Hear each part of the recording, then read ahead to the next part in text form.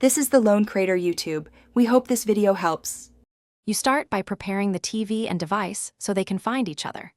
On the Ecostar, go into Settings and enable Screen Mirroring or Miracast. This wakes the receiver and opens the listening port. Make sure the TV is on the same Wi-Fi network as your phone or laptop, because many devices use local network discovery rather than Bluetooth. Once done, leave the TV on the mirroring waiting screen so the sending device can detect it. Do not navigate away from that screen yet. Next, you initiate the connection from your sending device and choose Ecostar as the target. On Android, pull down Quick Settings and tap Cast or Screen Mirroring. On Windows, press Win+K or Open Display Settings and select Connect to a wireless display. Look for the Ecostar model name and tap it. The TV may show a pairing code or prompt, accept it to confirm. After connecting, you'll see the device mirror. Make sure to adjust volume and aspect ratio if the image looks squashed or has black bars.